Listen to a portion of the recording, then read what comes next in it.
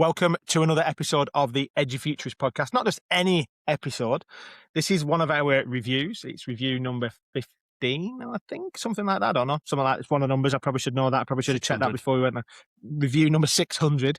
But it's a very special one because this is going out into the world, onto YouTube, and out into the world on our actual 10th birthday, Mr. Hope. 10 years old. Edufuturists in all of its guises is 10 years old. And yes, for anybody who's wondering, our first episode did go out on Valentine's Day in 2016. So yeah, we're in 2026.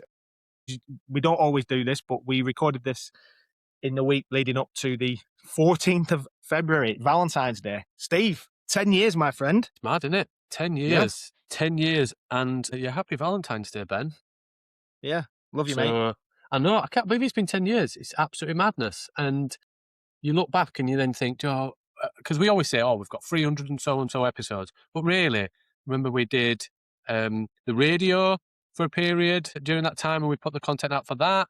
We did the radio. We did the spin-off in terms of the book. We did EdTech Tool spin-off. So actually the number is really the podcast rather than the shorts. A lot of it as well. We did all the Vault ones, didn't we? Yeah, we did all the Vaults. Tools. Yeah, so I think we do, and that's where we kind of, because when that was more EdTech focus, wasn't it? And remember, we used to say a maximum, was it 20 minutes or 30 minutes for the first one? And we used to record back to back, and sometimes we'd have 3 people on in a row, and you'd be absolutely shattered by the end of the night, and you're just well, how did we even, was it 20 minutes or 30 minutes? I can't remember, but it was so short, because we were oh, well, the average drive time to work is this, so we'll plan it on that, and It's mad, isn't it? It's mad. And we think back, for those people who don't know, we've, in our newsletter this week, we've written a little bit of a backstory. And it's worth just kind of mentioning it now before we do a review of the last period of time, because I think 10 years is no small feat. In fact, people say to us, how have you done what you've done? How are you doing these awards and these road shows and all these, how have you done 300 and a half episodes? You're well, it's not an overnight success. That's the first thing just to know.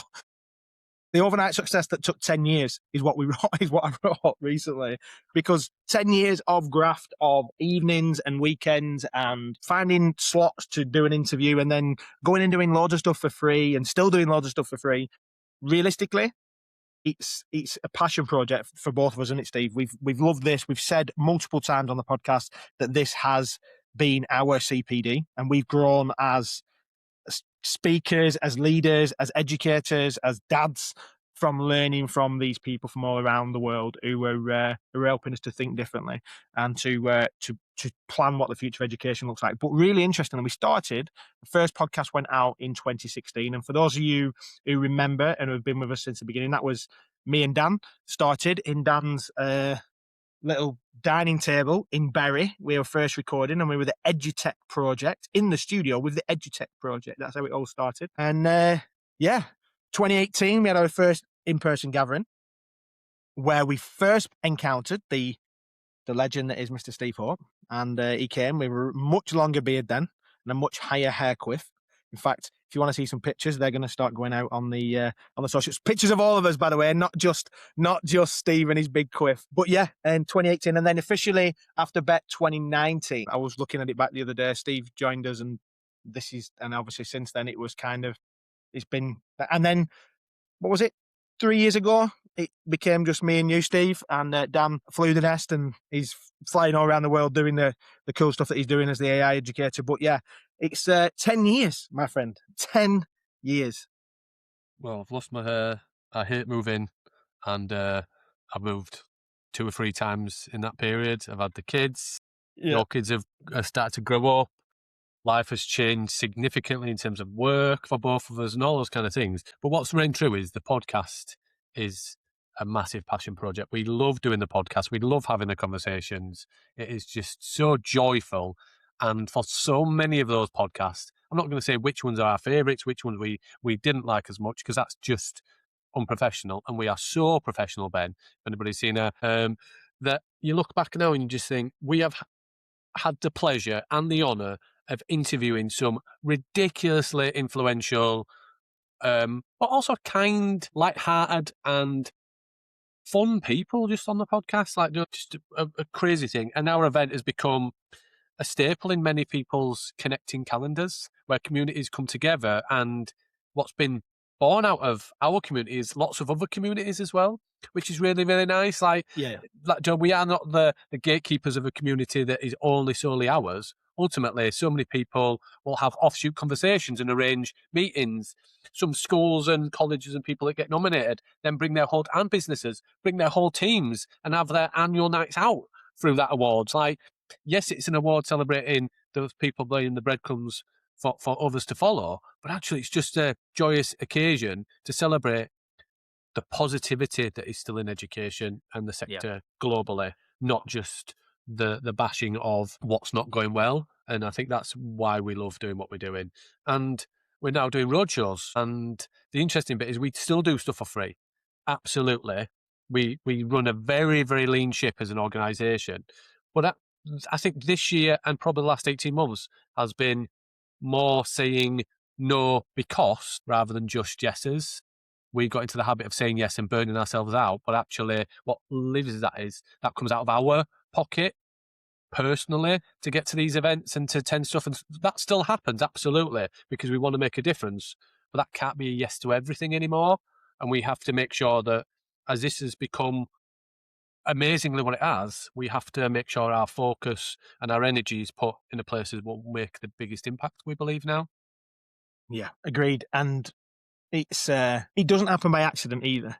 So it is intentional, and it's great to have this kindness and support of the people that have helped us do this, like you've mentioned, and some of the businesses that have helped us fund what we do. Some of the projects that we did with BenQ and TextHelp as it was, and C Learning and Net Support, and hundreds, probably loads of people that I've not even remembered there who have worked with us. And I think it's also important, we do it quite regularly, just to champion and thank those people that have helped us on that journey, beyond just the finances, beyond just giving us the exposure and supporting our events and the podcast and whatnot. People like Al Kingsley, MBE, who has been on the podcast 4 or 5 times, but also as just kind messages, tells us, champions what we're doing, tells people what we're going on about. The wonderful David Price, who was our OBE, who was our friend, who encouraged us, came on the podcast, sang on the podcast, randomly just pulled a piano out and started singing on the podcast one time. If you've not listened to that one, go back and find it. It's incredible. Bob, wonderful Bob Harrison, Cigar. Like, just think about something. I'm not just naming, we're naming the people that have helped us get to do what we're doing. Behind the scenes, the people like David Price that connected us because they believed in us, because they said, we think this is wonderful, even though we were just like, we're just 2 Northern lads, and at that point might have been 3 Northern lads, and we're just saying, well, we're just trying to crack on and doing our best. And they saw something in us, and they connected us with somebody we bumped into recently, Chris Hart. So David connected us with Chris Hart, who's now at Google, and but to remember, not just, it's not bravado, it's not ego, it's anything else, just honest conversations about a shared passion for and values for and purpose around what the education sector and education and learning can and should be, but also those interconnected communities that you often don't see. And the reason why we celebrate and say so much about David wasn't just the books he wrote and the work he did, but was the person he was, and behind the scenes, not just outward facing, behind the scenes quietly, just nudging people, connecting people, because he believed in the power of us, and he actually believed in us. And yeah, it's so significant when you really think about, and we've named an award after him now, Joe, in memory of him, which is just such a pleasure to do every year. Yeah, man, it's cool, man. And it's only just starting, because for our perspective, like, this is an infinite game, and we've said it multiple times on the podcast. This is an infinite game. It's not something that we go, right, well, we've achieved it now. But it's okay, well, how do we keep pushing for what education might look differently? How does learning develop? What do we think for homeschooling? How do we support people who are in remote regions? How do we create equity? How do we make sure that technology is continuing to enhance learning rather than just replace learning in a way that is an ongoing thing? And tied to that, we've got some awesome things coming up in terms of some incredible guests that are coming, and we're just in the throes of booking in with some of them. I won't mention them, but there are some. If you think about the names in education that everybody would want to interview and want to be in a conversation with. Some of those people are going to be on the podcast over the next few months. So watch the space for that. But we always do at about this time, 5, 6, 7 episodes. You didn't look, Steve, when I was doing this. Sorry, as a dad I didn't joke. get that, but Okay. 6, 7. Yeah. We've got 5 podcasts that we're going to review and just thank and think about what we took from them individually. So the first one is episode 326 with Steve Rigby from the Rigby Foundation. And again, that's a connection that came to us from another good connected, Justin Blake, who is connected to us, a few others. Steve talked to us a little bit about his vision for making a difference in philanthropy, right? Just quite a powerful conversation across lots of ideas, and where you've got a social responsibility, right, to do something when you can. And those who have been given much is expected, however you take that. Yeah, a great conversation with Steve, who's running the Rigby Foundation. What did you take from that one, buddy? One, that organisation was born in the Midlands. Obviously, Steve's life and his family and his children's life is very different to maybe one that he was born into, I guess. But also celebrates the same birthday. Is roughly the same age as Microsoft as an organisation. I think it came out, and I was like, it's bonkers, because you just think that Microsoft has been such a big organisation, but actually they're not as old as many organisations and companies. Even like, you think tech, and you think, well, many people will have milestones of when tech began, but actually a lot of these organisations were doing technology well before technology is what we vision technology as now. Technology evolves so much, and actually the foundation and the work that Steve and the organisation does is actually it's an evolving exploration of their work. Actually, it will have started of something and become something else. And what I loved about it is their ability in today's day and age that there are people racing to be the first trillionaire for only their own gain and get us to Mars and do all this other stuff to influence political views and everything else to positively line their own pockets. What's great about the work that the foundation is doing is to give back into education through research and different projects to make a difference for the lives of our young people from deprived areas, from many, many different areas in different ways. And yeah, that really rang true, I think, from the conversation with Steve.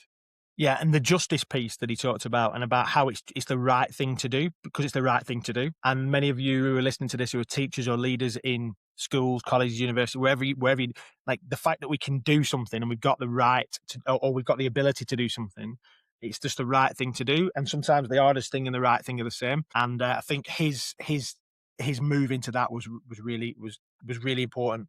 And there is a synergy, and I suppose there's a connection between that one and the next guest we'll discuss, because we don't always agree everything with what our guests say. Steve Rigby's doing wonderful work. There's some great projects and all of those things. But one thing that came out that we kind of positively challenged was a lot of the thing is get the kids back into school, get the kids back into school. And actually our book that comes out, we didn't even talk about in our 10-year roll on that our book comes out this year, or the first Edufuturists book. And I think linking into that actually schools for many and learning for many isn't the bricks and mortar of a building at the end of the road or in the estate around the corner or in a short drive for mum and dad.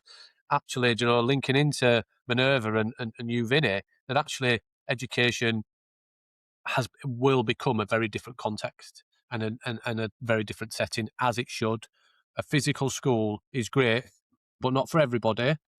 And actually, it should be a part of the jigsaw for a lot rather than the whole puzzle piece. And I think that's one thing that we kind of said to Steve. But actually, yeah, we get it. It's great that those learners are back in for some, but actually sometimes forcing some of those children and young people back into school will have a real detrimental effect on their learning, their lives, and everything else. We get it. High percentage, it will have positive impact. But for hundreds of thousands of young people and more in the UK, it won't. Absolutely. And you're right, great segue into episode 327 with Hugh Vinny.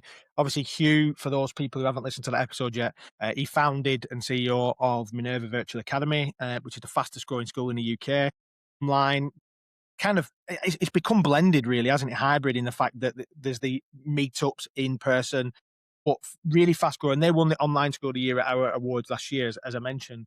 But this is not just for those people whose parents are affluent and therefore they can they're doing homeschooling and they're trying to do that. It's for those who are elite athletes. That really resonated for me. Those people who might be traveling because their parents work and they want some consistency in terms of what the academy leads, and they're also in that British curriculum, GCSEs, and following that space. And also the other bit that ties into it, which has come up in a lot of the conversations we've had over the last 10 years, is about the need for inclusive and personalised learning for learners with needs and whatever those needs are. Now, let's call it out as well. Something that we've said for years and years and years, every learner has needs. Every learner. So when we talk about learners with individual learning needs and we talk about students with special education, everybody's special and everybody has needs. So that those words can be problematic. And I know that there's changes across the spectrum to try and rethink those. But one of the big group of beneficiaries of the Minerva setup are those students who find that bricks and mortar being in school difficult from their own bespoke different abilities and their special or individual needs. So I think that was something that landed out for me in terms of that, because it's quite an important demographic that we've got to look after, isn't it? I think it's really interesting because it widens a demographic. You don't put people into boxes and say, because you're neurodivergent, this is the need and this is the support that we give you. Because you've got this is literally, you get blue overlay, you get this, you get that. That's not the way things work. And that's not to criticize what people were trying to achieve by doing those things. Absolutely not. But ultimately, if you think about the variety and the plethora of learners that attend Minerva and organizations like that, you've got high performing in terms of their academic level and athletes taking part in that program, because their need is they cannot focus and cannot be in school for a fixed number of days. They might have to travel. There's got all of those kind of things mixed in with somebody that probably has a very similar need in regards to the structure of their day, but for a very different reason, that actually they might not be able to focus for 8 hours. Well, I'm not being funny, who can, but like, if you drill down to that, actually, you might find somebody that is high performing academically and athletically, that is doing exactly the same pathway, but with varying support behind the scenes and the reason why, as a learner that cannot attend school physically because neurodivergent, emotional and social, or lots of different things, but actually the pathway is unique to them, even though it might look similar in regards to A's and B's in terms of if you were to draw it on a plot math, but it's very different in terms of the why they get the support and the mechanism and the style of learning and the type of learning they get. Yeah, and that is the essence of the book, as you mentioned, that ability that there should be choice and there should be opportunity for, rather than the one size fits all, that there should be an opportunity. Minerva obviously offers that. Talking about choice, when we went to Brilliant Festival in November, obviously this is the second year that we've been there as a podcast partner and interviewed some of their speakers, which was pretty special. This last year, we were back in Liverpool in November, and we released episode 328, which was the highlights of the Brilliant Festival, which was great, because that was where we first presented our thoughts around why we've written the book Pick and Mix Education.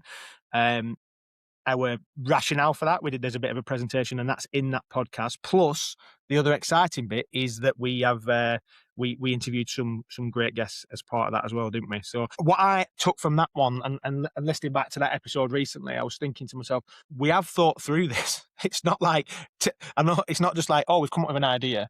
The idea of the broad church of education, as we keep saying, that it's not that everybody's going to go into a hybrid environment. It's not that everybody should go to school. It's that we should have this ability for choice and developing agency with those guardrails we talk about. Yeah, it kind of, it was nice to be able to present that, wasn't it? Absolutely. I think there was so much variety at Brilliant as well, that looks at some of the great work that has been done by people in education or around education that will transform via region or via through an application or a tool. And the chief AI officer, one of the first in Liverpool, one of the first or the first AI role to cover a region supported by a mayor, I think, is significant. And we've kind of followed a plan, but actually a lot of the conversations were to provoke and ask the questions beyond, why are you here? And what's your job? And what's your next tool? What are you talking about? Great, we did discuss those bits, but we kind of dropped the bits of that like a quick fire style of, what would you do with a 10-year-old? We always throw those provocative questions in, because what we want is, if you are trying to influence positively education, show me your impact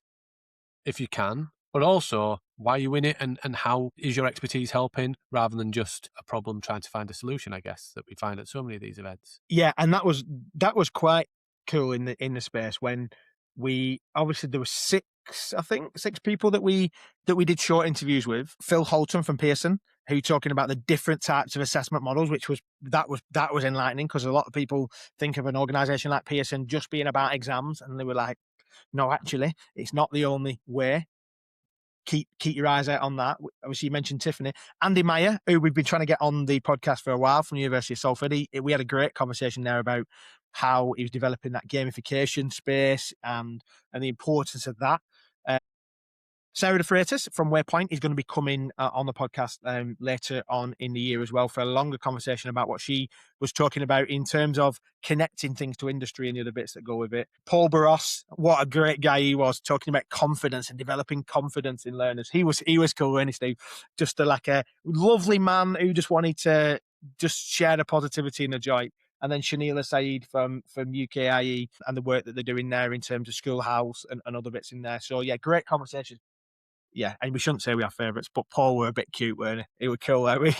It was really good, and also so very similar to many wonderful people that we meet, where there is no ego and they are very high. Is that all right? Like, asking is, I'm probably giving too much game away, but really where they don't understand the impact that they have just through their words and the work that they do. And when we interview them, they're questioning us as experts of, do you think that's right? Does that land right? And I'm like, we're not the experts. Let's just come together and have a conversation if we can. But yeah, really, really good. And just a really wonderful demeanour he had, I think. Just a real settling calmness. I felt like I wanted a chamomile tea after it. I think that's for sure.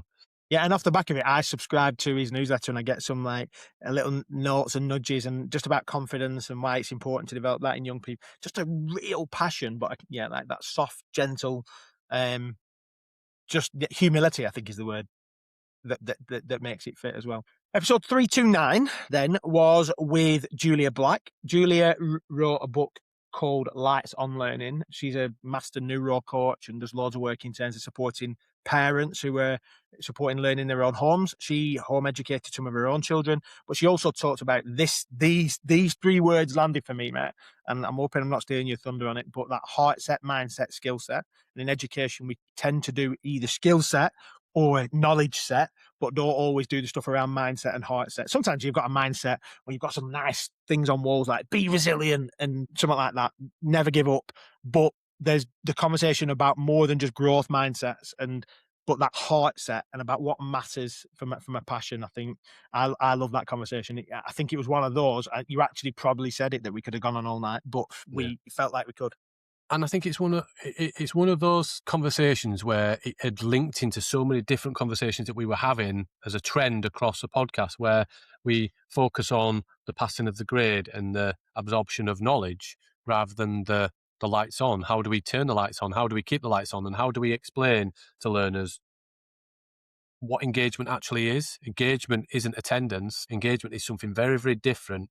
And how do we not force engagement? How do we inspire engagement in an understanding and a passion for learning and life generally? Like, how do we talk to the heart and meet them there, rather than just thinking it has to be just up here and it's all about getting knowledge and then pushing this into an exam setting and regurgitation? I get it, but it wasn't about assessment. It was about all of the realms and all of the exploration of the holistic education and learning process and humans as whole beings, rather than just that one bit of and where often professionals talk to try to teach, and this is just what a learner is. Where actually every learner is unique, and the heart set is very different from individual to individual. Yeah, and that idea that we can develop more around finding what people are passionate about and driving into that is just resonated as a dad, I think, as much as anything else. Thinking about what turns your lights on, and what turns your lights off as a as a human. Now, that doesn't mean that you're only ever going to do the things you like doing, because sometimes you've got to do some stuff because you just got to do it. We weren't saying that at all. But how much of what we do in school or college or university even is done to us rather than done with us, and we don't understand why and the context and the other bit that go with it, which I think does tie us back into the final review podcast, which is with Alex Moore, episode 330. Alex, who we met in person at BET recently as he leads the AI sprints, and we had a conversation with Alex on the Brain Free stand at BET, looking at one of those things. But interestingly, in that conversation on the podcast, he talked about context. He used that big word, didn't he, isomorphism, and about how it's really easy to kind of just copy and paste what you think one good school's doing, and we think that one size fits all conversation, which is isomorphism, is the posh way of saying one size fits all.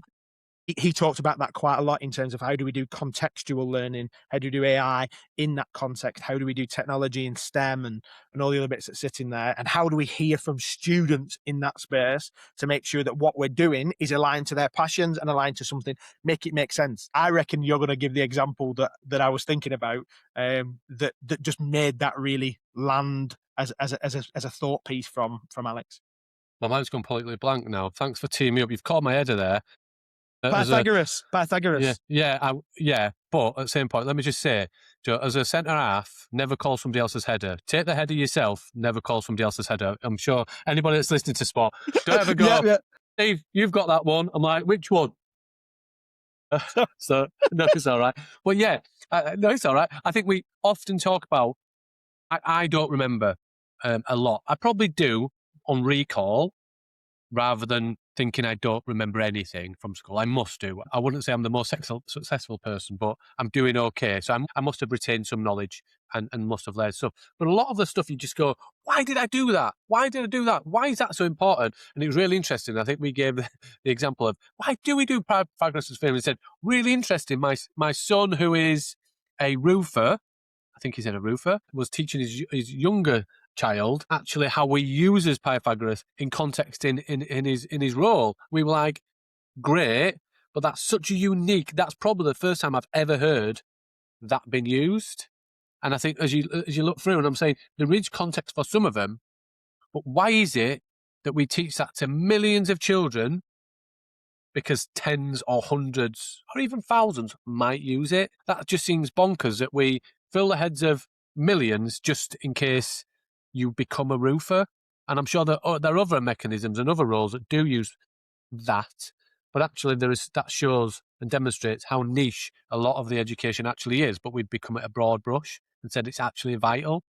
And I just don't think it is. I loved geography at school, but at the same point, apart from when I go to Whitby or somewhere on the east coast of Yorkshire, do I ever talk about the different rock formations that I learned in geography and the need for... But you know them, don't you? But you know about strata, and you know about metamorphic... No.